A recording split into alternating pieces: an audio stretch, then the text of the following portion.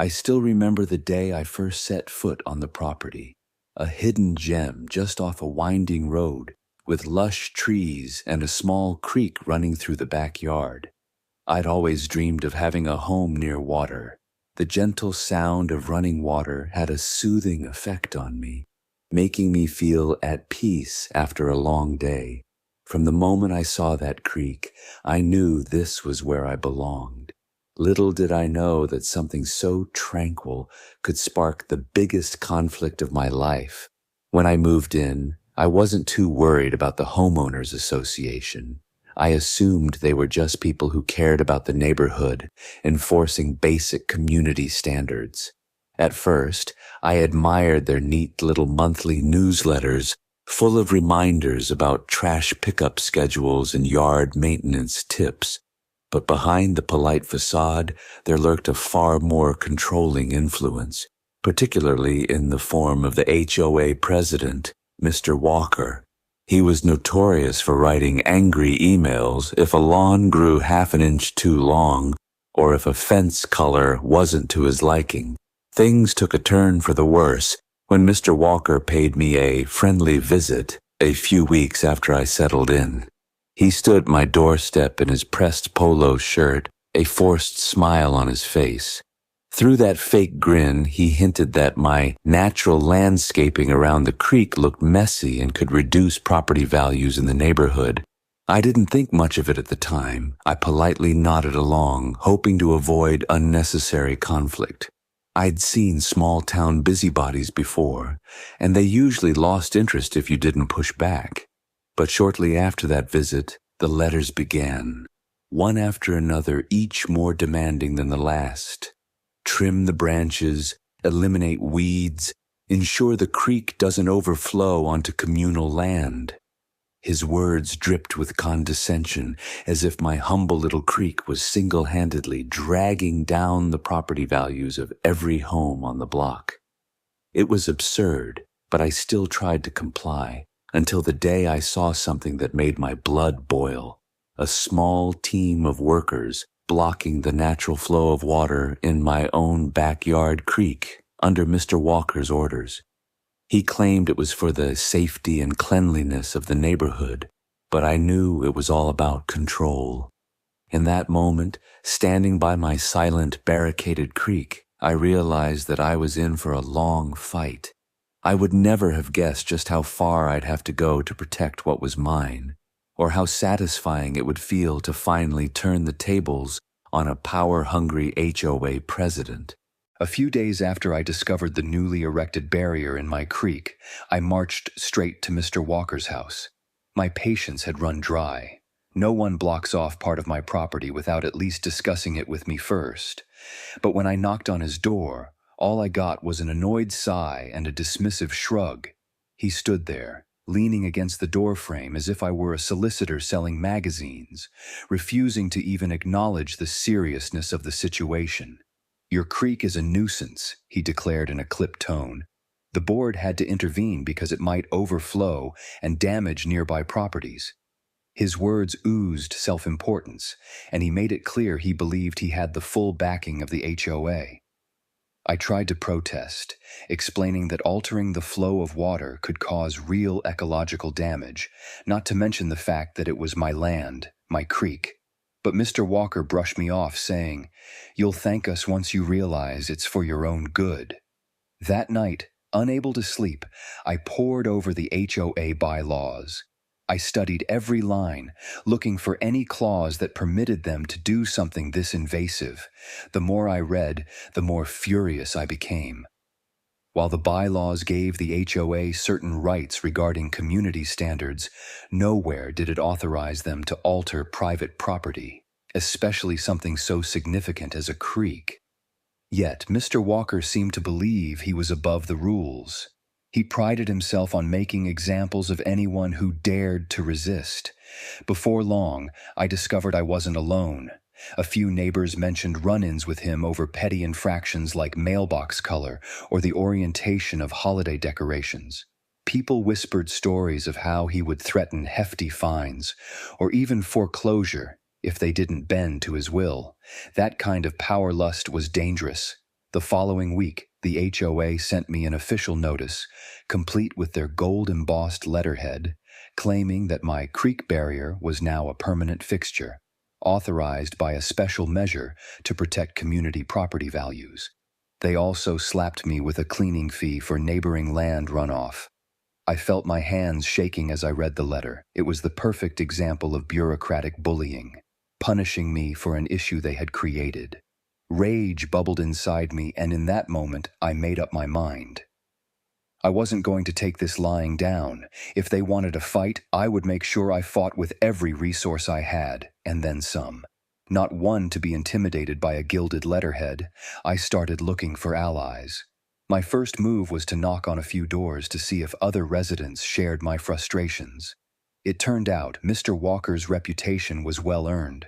Almost every neighbor I spoke with had a story about his draconian tactics. One elderly couple told me about how he'd forced them to uproot cherished rose bushes because they weren't part of the approved landscaping palette. Another neighbor confided that she'd been threatened with a fine for not matching her porch lights to the community standard, whatever that meant. These might have been minor grievances, but they showed a pattern. Mr. Walker ruled with an iron fist, exploiting gray areas in the bylaws to bully homeowners into submission. A handful of neighbors expressed sympathy, but none seemed willing to stand up to the HOA directly. "We can't afford a legal battle," one woman whispered. "We'd lose our house." I understood their fears. HOAs can impose liens or even foreclose on properties under the right circumstances. Still, their resigned acceptance only fueled my resolve. The more I learned, the clearer it became that Mr. Walker and his cronies used intimidation and misinformation to keep everyone in line. Then I stumbled upon an unlikely source of hope: Andrew, a new resident who just moved in from out of state. He had a background in civil engineering and a strong sense of justice. We met at a local cafe after I posted a discreet message on our community's online forum, seeking advice on property laws. Andrew volunteered that he'd noticed irregularities in the way the HOA handled water drainage across the neighborhood. He suspected that Mr. Walker was using the fear of flooding to push expensive beautification projects that conveniently lined the pockets of his associates, local contractors who often charged exorbitant fees. That revelation hit me like a lightning bolt. All this talk of property values and communal standards was likely a front for financial gain. Andrew had seen it happen before in another state. HOA presidents funneling association funds to personal allies under the guise of community improvements. It was a brazen abuse of power, but it worked because most residents never dared to challenge the board. Armed with this new information, I began to see the bigger picture. The creek fiasco wasn't just a matter of aesthetics or property values. It was an opportunity for Mr. Walker to direct funds to his favored contractors. By labeling my natural creek as a risk, he could justify construction fees for building artificial water channels or safety barriers. If he succeeded, he'd secure not only hefty payouts for those contractors, but also a reputation for protecting the neighborhood, further tightening his grip on power. Now I had a twofold mission: protect my property from the HOA's interference and expose the corruption festering behind the scenes.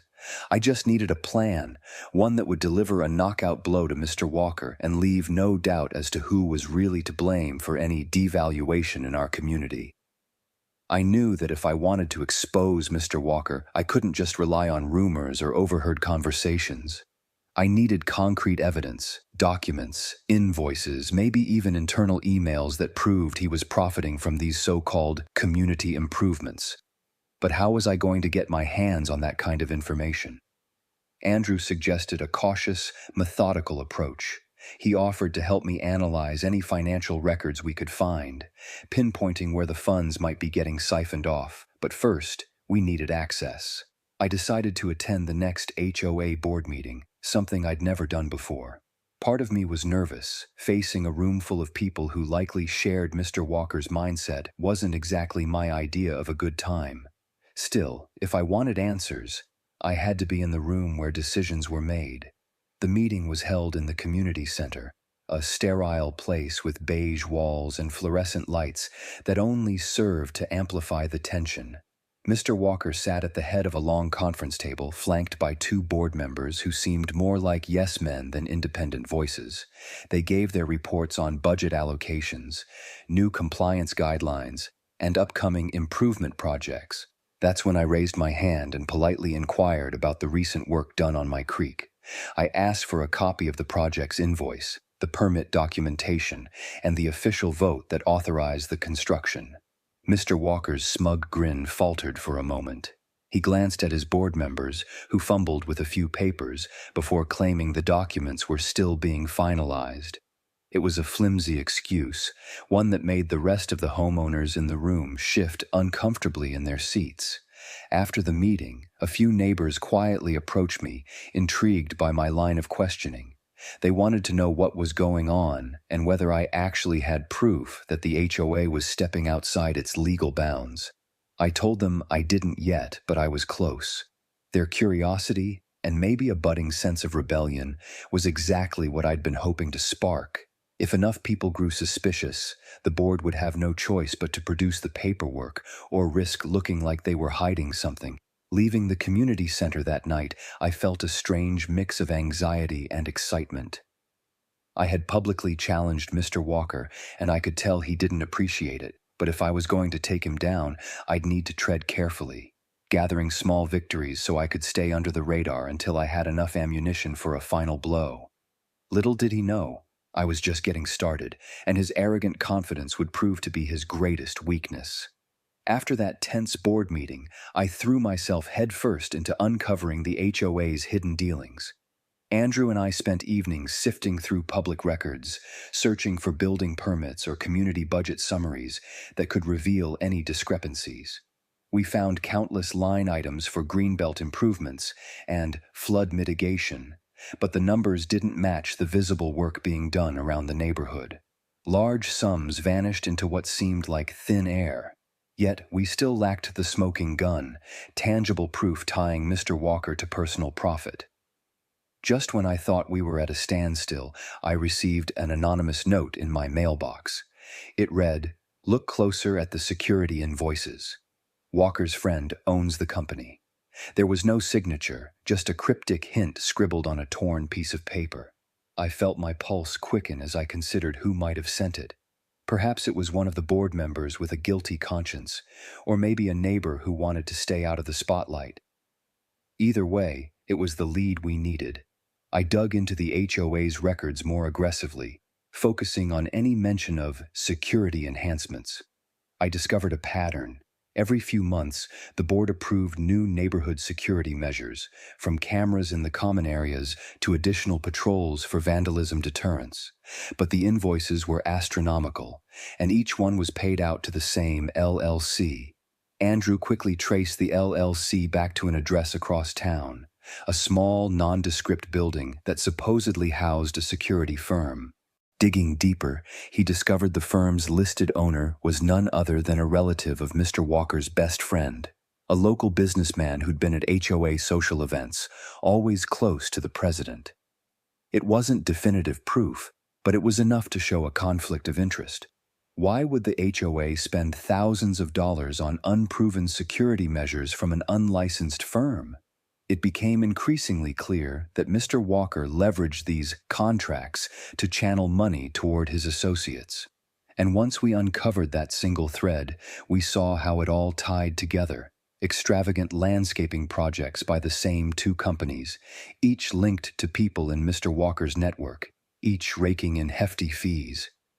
Armed with this information, Andrew and I prepared a dossier, a neatly organized collection of documents, records, and suspicious email chains that we'd managed to scrape from publicly available HOA newsletters. We still had to proceed carefully. If Mr. Walker caught wind of our investigation too soon, he'd bury the evidence or manipulate the narrative. I needed a moment where I could present everything all at once, in front of enough homeowners that the HOA board couldn't simply brush it aside. I was furious, but also more determined than ever. I'd always believed that standing up to bullies was a moral responsibility. Mr. Walker might have blocked my creek, but that was just the tip of the iceberg. The more I uncovered, the more I realized he'd been blocking a whole lot more. People's rights, their voices, their sense of ownership in a community that was supposed to be theirs. My frustration crystallized into resolve. I was done waiting on the sidelines for justice. It was time to bring the fight straight to Mr. Walker's doorstep, by any means necessary. A few days after piecing together the dossier, I found myself standing at the creek's edge, staring at the blockade that had once been my personal haven. It was a silent reminder of everything I'd lost: the tranquility, the freedom to enjoy my own land without someone else's meddling. I ran my hand along the stones they'd used to barricade the water flow, and I felt my anger flare again. It was more than anger, though. It was a sense of raw determination. I swore to myself that I'd not only restore the creek, but also make sure the entire neighborhood would see exactly who Mr. Walker really was. But how? An official complaint would either be ignored or buried. A lawyer might be helpful, but lawsuits take time, months, maybe years. Plus, Mr. Walker would likely use HOA funds to mount a legal defense that could drain me financially. No, I needed something more immediate and impactful, a tactic that would shake him to his core and expose his corruption all at once. It was during a late-night brainstorming session with Andrew that a wild idea came to me. I was flipping through pictures of city protests, streets flooded with people, trucks and cars creating an impassable blockade, calling attention to a cause. My mind began to spin. What if I used that same principle on a smaller scale? A blockade, not of people, but of something big, powerful, and impossible to ignore. Something that would quite literally force Mr. Walker and his supporters to confront me. Andrew's eyes went wide when I suggested using semi-trucks. "You're kidding, right?" he asked, half laughing, half shocked. But as we talked it through, the plan's genius became clearer. If we could coordinate a way to block the main entrances to the neighborhood on a day we knew HOA officials were meeting, we'd have every homeowner stuck in their driveways with nowhere to go, and then I could reveal all the evidence. They'd have no choice but to listen.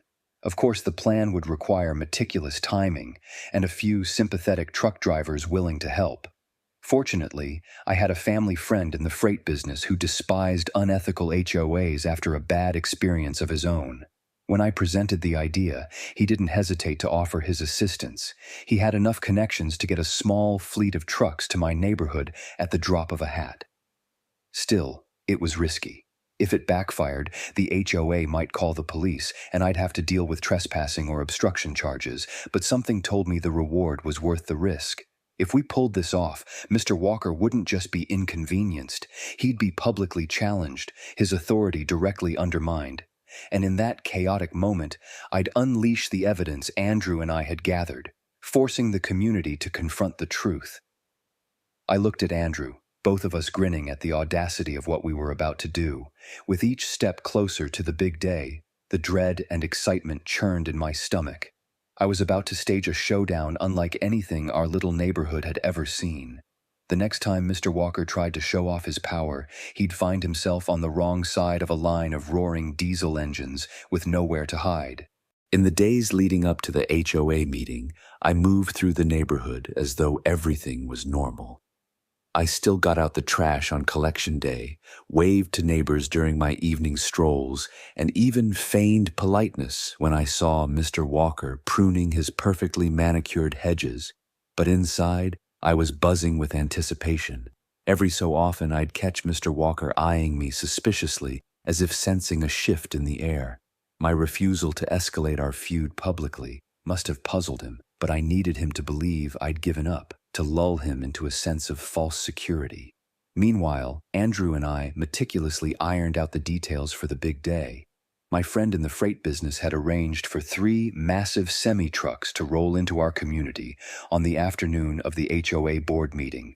We'd timed it so that they'd arrive shortly after most residents were home from work, but before the official meeting began. That way, we could trap the biggest audience possible, board members and residents alike. Of course, we had to ensure we didn't trap ourselves outside the neighborhood. Andrew and I planned to be at the community center well ahead of time, claiming we wanted front row seats to the meeting. The real reason was to be on the ground, watching everything unfold. We'd prepared all of our documents, photos of Mr. Walker's house enhancements, courtesy of his suspiciously lucrative contracts, snapshots of the questionable creek construction, detailed spreadsheets of inflated security invoices. Andrew had even printed them out on large poster boards for maximum visual impact. The day arrived with a kind of electric calm. The sun beamed down on neatly trimmed lawns, mailboxes gleaming in the light, an outward picture of suburban bliss. But behind that facade, there was tension. I could almost sense the quiet flutter of nerves in those neighbors who secretly wished to see Mr. Walker taken down a peg. By late afternoon, I had positioned myself inside the community center under the pretense of helping set up chairs. The board members trickled in, exchanging pleasantries and sipping their usual stale coffee. Mr. Walker gave me a stiff nod, his eyes scanning my face for any hint of mischief. It was showtime. The clock struck 5 and right on cue, my phone buzzed, a single text from my trucker friend. "We're in position." I had to fight the urge to grin as I imagined those gigantic rigs quietly rolling into place, blocking each of the 2 main roads leading in and out of the subdivision. Once they parked, it would be nearly impossible for any vehicle, especially Mr. Walker's flashy sedan, to get past. With one last glance around, I collected my poster boards and stepped through the doors into the meeting room. My heart thumped in my chest, adrenaline pulsing. I reminded myself that this was the moment I'd been waiting for, the chance to confront Mr. Walker and force him to face the truth of his own misconduct. The trap was set. All that remained was to watch him walk right into it. I stepped into the community center's main hall, my pulse hammering. Rows of metal folding chairs were lined up facing a wooden podium, which Mr. Walker stood behind, flipping through a stack of papers. Board members sat to his left, forming a half-circle of watchful eyes. A few dozen residents filled the chairs, whispering among themselves. You could feel the tension in the stale, air-conditioned room. Everyone sensed that something more than routine budget talk was about to go down. I took a seat in the front row, setting my large poster boards against the side of my chair. Andrew slid in beside me, offering a quick nod of reassurance.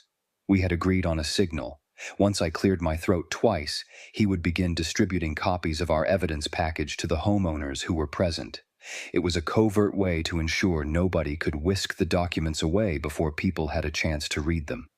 Mr. Walker began droning on about ongoing community improvements and forthcoming mandatory fees. He highlighted in a condescending tone the urgent nature of certain projects, like the artificial water barriers by my creek. My blood boiled, but I kept my expression neutral. This was his playbook: paint over his personal gain as an altruistic move for the greater good. Halfway through his speech, the double doors at the back of the room swung open with a loud clank. A disheveled neighbor, Mrs. Ramirez, burst in, eyes wide. She raised her voice above Mr. Walker's. "Excuse me, but there are giant trucks blocking the roads. None of us can get out." A ripple of confusion passed through the audience. Mr. Walker's mouth twisted into a scowl. "What do you mean, trucks?" he snapped. "This is private property, and we certainly didn't schedule any deliveries." That was my cue. I cleared my throat once, then again. Andrew silently stood up and began handing out manila envelopes to the nearest homeowners. Meanwhile, I rose to address the room. "Those trucks are a protest," I said, loud enough for everyone to hear. "They're here because of the unchecked corruption in this HOA, something Mr. Walker has been orchestrating for far too long." A stunned hush fell over the audience. Mr. Walker banged the gavel on his podium. "Sit down! You're out of order!" he barked, his face reddening. I refused to sit. "Out of order?" I echoed, letting a slight tremor of anger seep into my voice. "I think what's really out of order is using community funds to line your friends' pockets, or erecting a blockade on my private creek. then charging me a cleaning fee for your own construction. Some neighbors began flipping through the documents Andrew had passed out. You could hear murmurs of shock and disbelief. Wait, I've been paying for security cameras that aren't even installed. These landscaping fees are twice what I pay a local gardener. Why does the name on this contract match the address for Mr. Walker's business partner? As the tension mounted, Mr. Walker's eyes darted around, clearly searching for a way to regain control. "This is all hearsay," he thundered, trying to drown out the growing buzz of concerned conversation. "You people don't understand the complexities of running a community. I have the board's support." But one of the board members, a silver-haired woman named Teresa, stood up, her voice quivering. I didn't sign off on these expenditures," she managed, flipping through her own packet. "These documents say I voted in favor, but that's not my signature on some of these forms." Suddenly, it was bedlam. Homeowners stood, talking over one another, confronting Mr. Walker, pressing for answers. Some demanded a full audit of HOA finances. Others threatened to call the police. The trucks outside rumbled, an audible reminder that no one could leave until this confrontation reached some kind of resolution. Then came the twist I hadn't expected. Andrew turned to me, his face pale. "We might have a problem," he whispered. "Someone just texted me this." He showed me his phone, displaying a short message from an unknown number. "Shut this down or you'll regret it." A chill ran down my spine. Clearly, we'd rattled someone powerful, someone with a stake in Mr. Walker's schemes. Had one of the contractors or board members grown desperate enough to threaten us directly? My heart pounded, but I forced myself to swallow the surge of fear. I wasn't going to let a vague threat derail everything we'd worked for. Mr. Walker caught sight of our tense exchange and seized the moment, pointing a trembling finger at Andrew. "You!" he snarled, voice echoing through the hall. "This man isn't even from our community. He's the outsider feeding you lies." Before I could retort, Andrew stepped forward. "I may be new, but I can't just stand by while you siphon off thousands of dollars under false pretenses. The proof is right here," he said, hoisting a stack of printed spreadsheets. A voice from the back, a timid neighbor who rarely spoke, suddenly chimed in. "Those trucks out there, are they here to keep us locked in until we deal with Walker?" Her tone was nervous, but there was an undercurrent of excitement in it. I took a deep breath, deciding in that instant to reveal my full plan. Yes, I arranged for those trucks, not to threaten anyone, but to make sure no one can ignore the corruption or slip away before we address it. If we don't resolve this now, he'll keep burying the truth, and all of us will keep paying for it. For a moment, you could hear a pin drop. Neighbors exchanged glances torn between disbelief and a spark of emboldened unity. This was more extreme than any of them had imagined, but in that second of silent tension, I saw a wave of shared resentment against Mr. Walker surface at last. He had ruled over them through fear, but my radical act had forced everyone to confront reality head-on. Still, the threat on Andrew's phone loomed over me. Someone was desperate enough to try and scare us into silence, which meant this standoff was only beginning. Mr. Walker looked like a cornered animal, eyes darting, chest heaving with each breath. If he had allies willing to go to any lengths, then the real showdown was about to begin, and I had no intention of backing down. An uneasy hush blanketed the room after my declaration. Neighbors gawked at the documents in their hands, some trembling with anger, others with uncertainty. Andrew's phone screen still displayed that menacing text, "Shut this down or you'll regret it." A few people crowded around him trying to see the message for themselves, shock etched on their faces. It was clear the entire situation had become much more than just an impromptu protest. Suddenly, Mr. Walker slammed his gavel again, its echo piercing through the collective tension. "This meeting is over," he declared, his voice cracking. "I'll be calling the authorities immediately. You have no right to hold us hostage with those trucks." He jabbed his finger toward the door, presumably gesturing at me and Andrew. Several board members nodded in agreement, clearly rattled by the possibility of legal trouble. Before he could whisk himself away, Teresa, the same silver-haired board member who had discovered her forged signatures, stood in his path. Her hands trembled, but her voice rang with surprising force. "You're not going anywhere, Walker. Not until you explain these documents. You forged my name on spending approvals, and I want answers." Her defiance acted like a spark thrown into a tinderbox. More neighbors stood up, pressing forward, asking questions about inflated fees and unapproved construction. The rising clamor fused into a near roar, making it impossible to tell who was saying what. Mr. Walker's eyes darted around like a trapped animal, searching for an escape route that just wasn't there. All at once, a commotion erupted at the main entrance. 2 uniformed police officers stepped into the room, scanning the crowd with stern faces. The presence of official law enforcement sucked the air out of the hall. The shouting died to a whisper. Mr. Walker looked momentarily relieved, no doubt expecting these officers to side with him. He took a step forward, pointing an accusatory finger in my direction. "Officer, arrest these people. They've orchestrated an illegal blockade, and they're threatening community residents." I raised both hands, trying to maintain a semblance of calm. "We're peaceful protesters. Nobody's being harmed. The trucks are parked on public roads, but they're not hurting anyone." "The real crime," I said, turning to face the officers, "is the corruption we've uncovered in the HOA. I have documents." I gestured to Andrew, who still clutched the thick folder of evidence. Mr. Walker started yelling over me, jabbing the air with his finger. "Don't listen to him. This is nonsense. Lies. They're just disgruntled and are trying to sabotage our community." For a second, the officers looked uncertain, torn between allegations of an illegal blockade and the swirling claims of widespread embezzlement. Then one officer, whose nameplate read Sergeant Reed, cleared his throat and lifted a calming hand.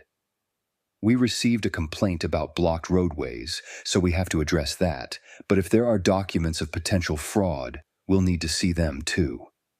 Andrew and I exchanged a quick glance of relief. At least they were open to looking at the evidence instead of blindly taking Mr. Walker's word. We handed Sergeant Reed a copy of the relevant pages outlining the fake signatures, overblown contracts, and direct links between Mr. Walker's personal associates and HOA funding. As the officer skimmed, his brows rose. "You're accusing a homeowners association of funneling money into private ventures?" he murmured, flipping through the pages. "This is serious." Before Mr. Walker could interrupt, Teresa stepped up again, pointing to her own signature on one of the documents. "I never signed this, and that's only one of many. Walker has been running this place like it's his personal kingdom." Mr. Walker's face turned beet red.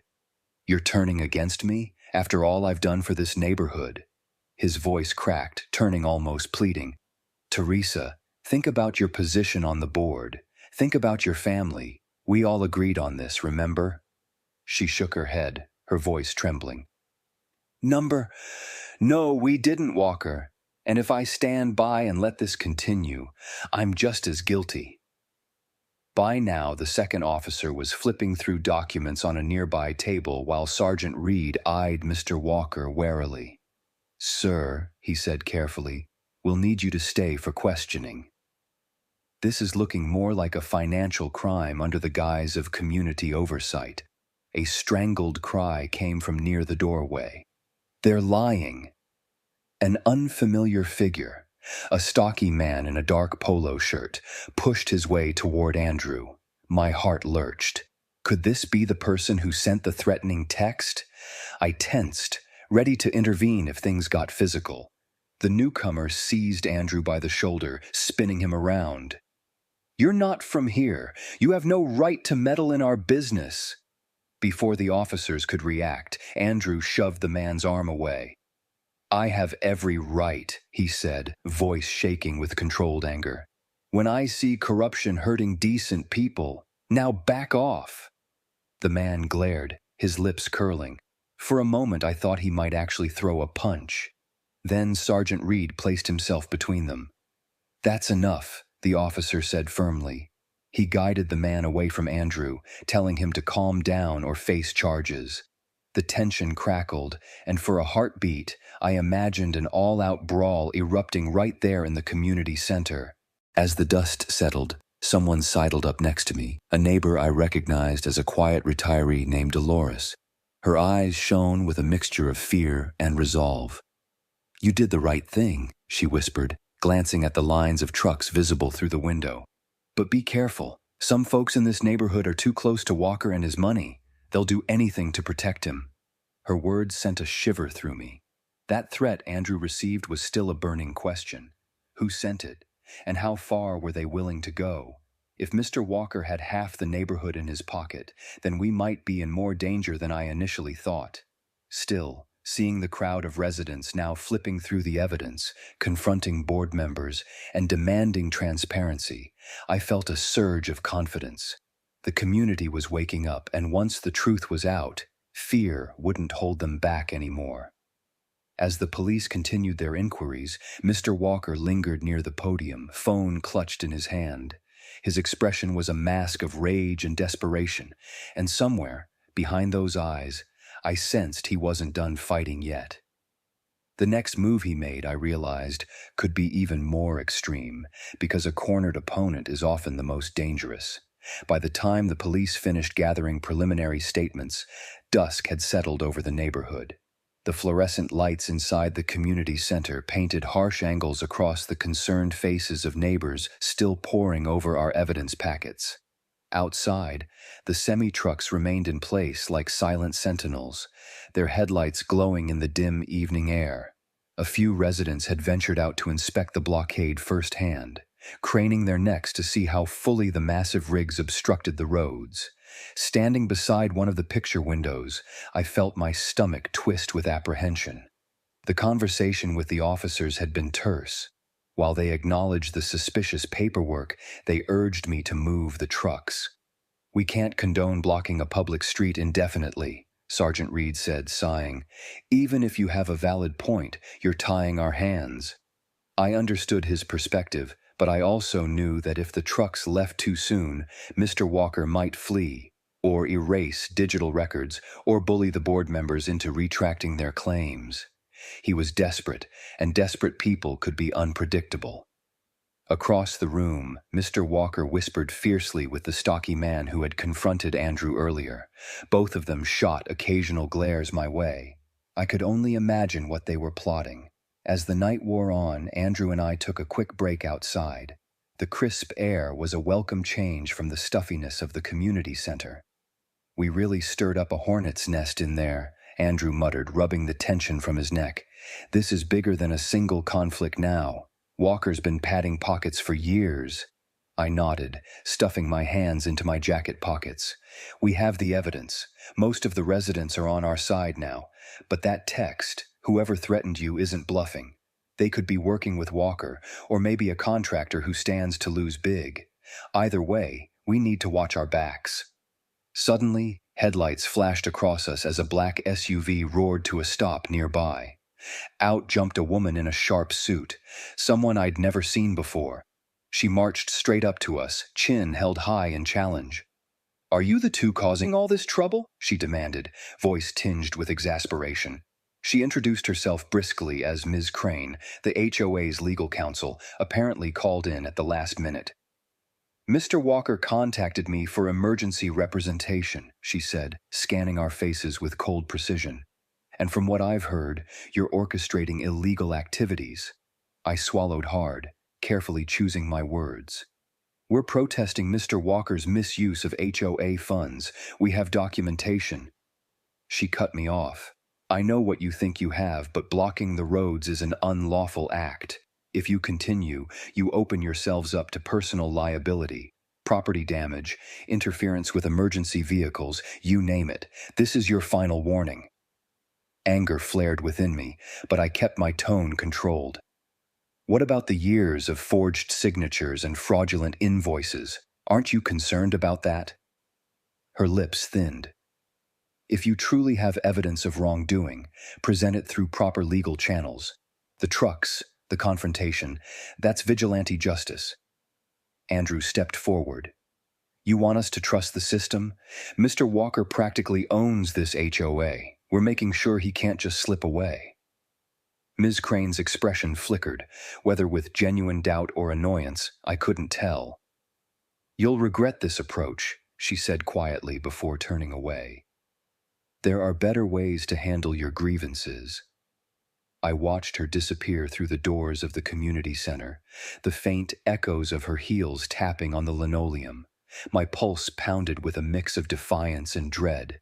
Part of me knew she was right.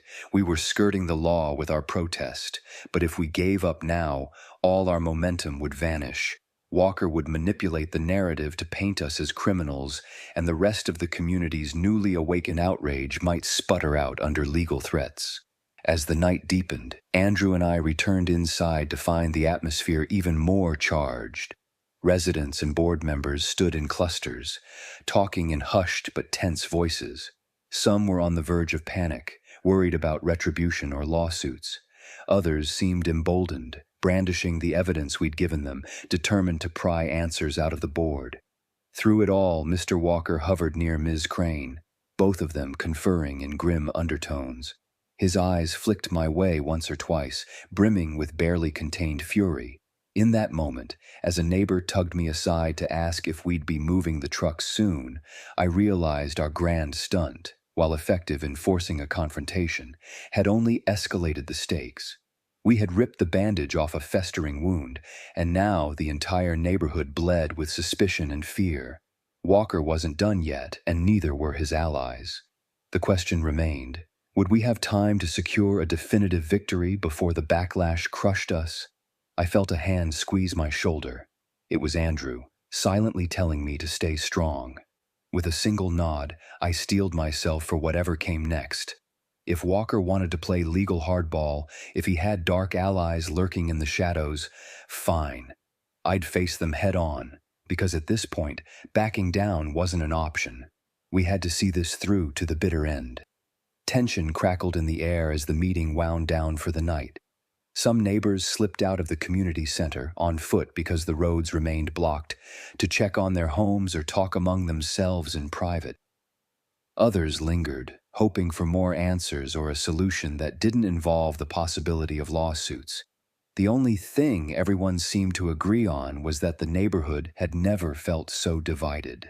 I stood near the center's entrance, debating whether to follow the police officer's friendly advice and call off the semi-truck blockade, but the mere thought of letting Mr. Walker and his cronies flee or bury evidence made my blood boil. The threat text on Andrew's phone weighed on my mind too. Somewhere in this neighborhood, someone was willing to cross a dangerous line to protect the HOA's dirty secrets. The fluorescent ceiling lights gave a sickly hum, flickering like a bad omen when Ms. Crane marched up to me again. Her face was a mask of frustration. I've advised my client to press charges if you don't move those trucks, she snapped. We have half a mind to claim you're unlawfully detaining these homeowners. My jaw tightened. And I have half a mind to call the local news outlets. People love a good story about HOAs running amok, forging signatures and funneling money, I countered. A small part of me was shocked at my own nerve. I had never been one for public stunts, but desperation changes a person. Trust me, Ms. Crane, I added. If I reach out to the media, the last place Mr. Walker wants to be is on camera trying to defend these documents. She stared me down, assessing. Then, with a slight curl of her lip, she turned on her heel and walked away. It felt like a small victory, but not a permanent one. No doubt she was weighing her options for how best to neutralize me and Andrew. I stepped outside to get a breath of the cool night air again. The semi-truck stood in the distance, headlights illuminating the roads they blocked. One of the truck drivers, my family friend, lowered his window and nodded as I approached. "Everything good?" he asked. "Some folks have been yelling at us to move." Hang tight, I told him. I'm hoping for a breakthrough soon, but be careful. Tensions are high. He gave a low chuckle, tapping his steering wheel. I've dealt with worse on the open highway. You just let me know when to go.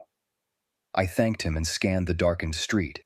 Then, out of the corner of my eye, I caught a glimpse of a figure ducking behind a lamppost, stocky build, dark polo shirt. My gut clenched. It was the same man who had threatened Andrew inside the meeting. He stood half concealed in the shadows, obviously watching me. My heart pounded as I realized he might be waiting for an opportunity to corner me.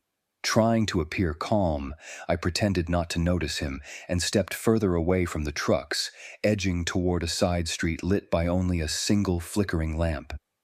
Instantly, footsteps followed, heavy, determined. My pulse thundered in my ears and every muscle tensed, but I refused to let fear cripple me. There was only one way to deal with bullies: confront them before they could strike. I spun around, causing the man to halt in his tracks. He was just a few paces away, half his face cast in the glow of the streetlight. His eyes narrowed in anger, or was it desperation? "You think you're some kind of hero," he hissed, voice low. "Walking in here, messing up a perfectly functional arrangement. You don't know who you're dealing with." "Why don't you enlighten me?" I countered, keeping my voice level. "Who do you work for? Walker? One of the contractors he's funneling cash to?" A muscle in his jaw twitched.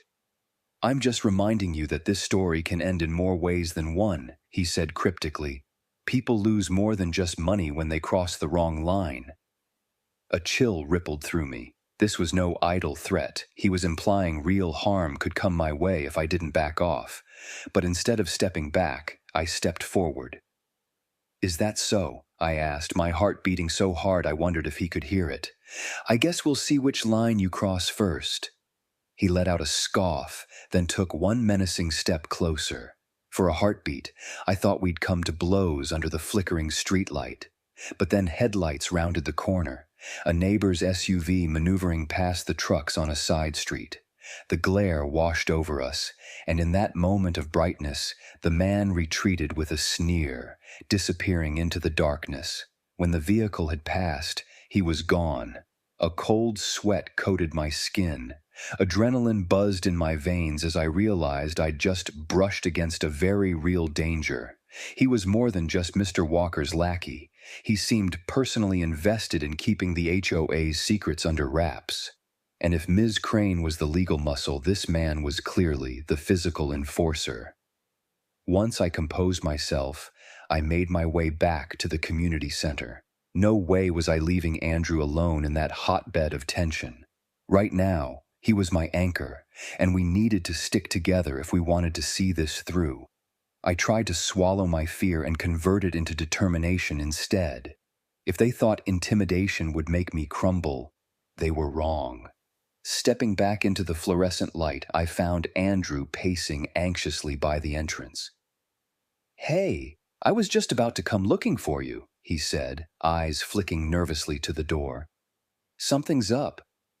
Walker and Crane are whispering with a couple of board members, and it doesn't look friendly." I exhaled slowly. "Let them whisper," I murmured. "The trucks are still out there, and we still have the evidence." My voice wavered slightly despite my best effort to sound resolute. "We just have to hold our ground until we can force a resolution." Andrew nodded, a faint smile of solidarity crossing his lips. Still, neither of us could ignore the silent question. How far would Walker's allies go to maintain control? The next time I encountered that stocky man, I might not have a passing SUV to save me. And with Ms. Crane in the mix, the legal hammer could fall any moment. But in that moment, fear only strengthened my resolve. "We started this," I reminded Andrew and myself. "We're not backing down until Mr. Walker and his whole corrupt system come crashing down too." Whatever happened next, there was no denying we were all in, and the night was far from over. By the time the first slivers of morning light filtered through the windows, my nerves felt wound tighter than a piano wire. Rumors swirled that Mr. Walker and Ms. Crane had filed for an injunction at the crack of dawn. hoping the courts would force me to remove the trucks and halt any further disturbances. But just as that apprehension peaked, a rumble of vehicle engines from outside signaled a new arrival. This time, local news vans instead of menacing black SUVs. Carla, the investigative reporter, led a small camera crew straight into the community center. Bedraggled residents jolted awake from half-sleep on folding chairs. Even the police officers looked relieved to have a neutral outside presence. Cameras rolled, and suddenly I felt a jolt of courage. This was exactly the spotlight we needed. I took Carla aside and introduced her to Andrew, who handed over key pieces of evidence: forged board signatures, inflated invoices, and documents linking Mr. Walker to questionable payments. Camera lights glared as she rifled through the pages, face shifting from shock to determination. Without missing a beat, Carla signaled her cameraman to start filming live. "I'm here in the Greenfield subdivision," she began, her microphone aimed at me. "Residents say they've blocked the roads with semi-trucks to draw attention to what they describe as a massive HOA corruption scandal. We have documents alleging fraud, nepotism, and misuse of funds. What prompted you to take this extreme measure?" I swallowed hard, feeling the weight of a city's eyes on me. "Because the HOA president, Mr. Walker, was using fear and intimidation to hide financial misconduct," I explained. "He even blocked a creek on my property without my consent, then charged me for it. When neighbors complained, they were threatened with fines or foreclosure. We had no choice but to take a stand, right here, right now, so he can't keep us silent." Residents clustered around, nodding vehemently. Some stepped forward to tell their own horror stories of petty fines and invasive demands from Mr. Walker. Teresa held up the forged documents with her own name scrawled at the bottom, voice shaking in righteous anger. "This is not my signature. We never approved these expenses." That was the moment Mr. Walker stormed out of a side room, Ms. Crane trailing after him. His face, pale and drawn, contorted in fury at the sight of the news camera. "Turn that off!" he shouted, but Carla didn't budge, and the film kept rolling. Ms. Crane attempted a last-ditch effort, brandishing a folder of legal papers. "We have an emergency injunction. This entire blockade is unlawful." But Carla calmly pointed her microphone at the attorney. "Is it also unlawful for an HOA president to forge a board member's signature to authorize hefty payouts to personal associates?" she asked, voice level. "That's what I'm here to investigate, Ms. Crane." A hush fell as Ms. Crane's eyes flicked to Mr. Walker, who looked suddenly cornered, glancing around for his hired muscle. That stocky enforcer hovered in the background, fists balled at his sides. But with the cameras rolling and uniformed officers present, there was little he could do without risking immediate arrest. Then, in a dramatic flourish, Sergeant Reed stepped forward, holding a stack of statements taken overnight. "Ms. Crane, Mr. Walker, based on these allegations and the evidence provided, I'm afraid we'll need to open a formal investigation. Until this is resolved, Mr. Walker, you're not permitted to make any unilateral decisions on behalf of the HOA." The officer's gaze hardened. "And if these documents prove as authentic as they appear, I suspect there will be criminal charges." A collective exhale swept through the room. Neighbors hugged one another, whispers of relief and disbelief mingling as the sun rose, golden light pouring through the windows. Mr. Walker appeared visibly shaken, his bravado extinguished. With cameras capturing every twitch of his face, he let out a strangled protest. "This is all a setup! Lies!" But his words fell flat against the avalanche of testimony and documents piling up around him. Within the hour, Ms. Crane had all but conceded, quietly instructing Mr. Walker to leave with her before he dug himself any deeper. They slipped out a side exit, ignoring the peppering of questions from Carla. The stocky man lingered for a moment, glaring daggers at me, then turned and followed them, leaving the community center strangely calm. At last, the trucks revved their engines, clearing the roads for the morning commuters. Mission accomplished.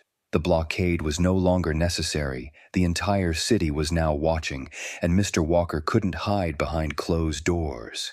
The police and news crews had secured the truth, and the neighbors, emboldened by the victory, were ready to press for a complete audit of the HOA's finances.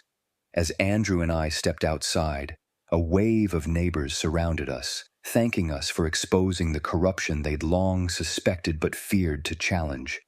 Standing by my once barricaded creek that afternoon, I felt an overwhelming relief, like the flow of water was finally free, just as my neighborhood was free from Walker's stranglehold. The sense of justice soothed the tension that had knotted in my chest for weeks. But even as I knelt down and let cool water run over my fingertips, I reminded myself there might still be legal battles ahead, depositions, maybe even a full-blown trial. Corruption doesn't vanish overnight. Yet for now, the triumphant surge of taking back our rights and exposing a manipulative tyrant was enough. We had reclaimed our voices, our community, and the simple joy of living without constant fear. And as the creek gurgled softly, unblocked and unbound, I finally felt at peace in the home I had fought so hard to protect.